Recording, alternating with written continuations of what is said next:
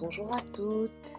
Le texte que nous allons partager aujourd'hui est tiré de Luc au chapitre 2 des versets 1er au 7e verset. C'est l'histoire de cet empereur César Auguste qui initie un recensement et qui donc demande à chaque habitant d'aller dans sa ville d'origine se faire recenser. Et Joseph, qui était donc de Bethléem, mais vivant en Galilée, s'y est rendu pour être recensé avec Marie. Il se fait que pendant ce temps-là, Marie a accouché de Jésus. Et ce qui me parle à moi personnellement dans ce texte, c'est la façon dont Dieu a orchestré les choses pour que sa parole s'accomplisse. Dans Michée, au chapitre 5, verset 1er, il est dit ceci: « Et toi, Bethléem, Ephrata, petite entre les milliers de Juda, de toi sortira pour moi celui qui dominera sur Israël et dont l'origine remonte aux temps anciens, aux jours de l'éternité. » Ce texte nous parle très clairement de la naissance du Sauveur, de Jésus à Bethléem.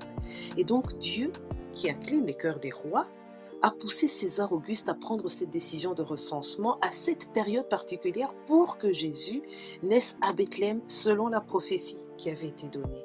Dieu veille vraiment sur sa parole pour l'accomplir et il appelle à l'existence les événements pour que ses plans s'accomplissent. J'ai regardé dans le dictionnaire la définition du mot orchestré, du verbe orchestrer que j'ai utilisé, et il est dit ceci: orchestrer, c'est organiser de manière à donner le maximum d'ampleur et de retentissement. C'est répartir les parties d'une composition musicale entre les différents instruments pour créer une sorte d'harmonie. Et c'est ce que le Seigneur fait dans nos vies, même au travers de situations qui nous contrarient, qui ne nous arrangent pas. Joseph et Marie donc qui était à terme, se sont retrouvés obligés, à cause de cette demande de recensement, ils se sont retrouvés obligés de parcourir une longue distance avec la fatigue, etc. Et le comble de tout, c'est que en arrivant sur place, ils n'avaient aucun lieu pour les accueillir. Il n'y avait plus de place dans les hôtels. Ça devait être une situation très contrariante. Et par rapport à ça, je voudrais vous donner un petit témoignage que j'ai vécu il y a pas très longtemps, dont je ne suis pas tout à fait sortie. Il y a un caillou qui a tapé sur le pare-brise de ma voiture et le pare-brise s'est fissuré. Et l'année dernière, au mois de juin, j'ai déjà changé ce pare-brise pour des raisons plus ou moins similaires. Le comble du truc, c'est qu'il y a quelques semaines, on m'a volé les plaques de ma voiture.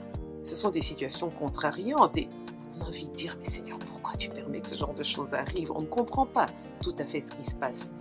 Mais même au travers de ça, j'ai juste envie de nous encourager, de dire que tout concourt au bien de ceux qui aiment Dieu et qui sont appelés selon son dessein. C'est dans Romains 8 au verset 28. La Bible nous dit aussi que Dieu fait toutes choses belles, bonnes en son temps, au temps fixé par lui. C'est dans Ecclésiaste 3:11. Et donc oui, je reviens sur cela. Tout est orchestré par celui qui tient nos vies entre ses mains.